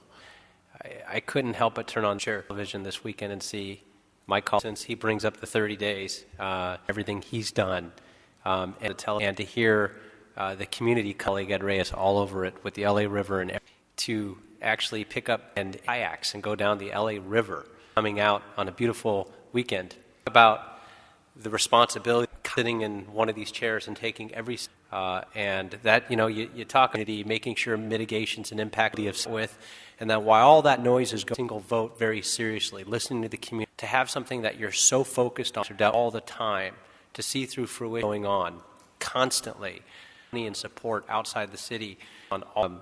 I think a lot will be said to build coalitions, to get money, implement my colleague on an amazing legacy that will forever later on this, but I just wanted to accomplishments to come, and so I thank amazing. Wow, incredible. Be enjoyed by generations. Thank you, man. It's pretty amazing. Appreciate and I didn't pay it. What is before us, a project that again has but with that, no question. I think the applicant realizes, certainly the community realizes that tremendous impacts as well as that supporters came to testify, and there are a lot of benefits providing critical housing, all the around transportation corridors, all the things with creating jobs, and significant questions that were brought up that we hope with smart planning.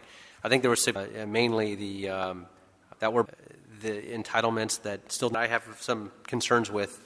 That's all about the community's concern about recirculating the plan and having to be filed. I'm not sure what that, and ask some questions. Community working on some of those mitigation efforts as well, and ample time to review it and look at 2 letters from 2 different council members, one from Bill Rosendahl and one from, there was a long list but also have, and that gives me pause and hesitation, something to say, well, we've got Councilmember Paul Koretz as well, frankly, but all the neighbors to look at and the homeowner associations and the local, it's not just the council members quite said that they too have council. And I think that those stakeholders that came before us that, fortunately, I think as Mr. Reyes pointed out, we're up and start the clock. And those voices need to be heard. Unfortunately, that we control at all against, that's just a matter of fact and a matter of the clock is not any, we need to do something.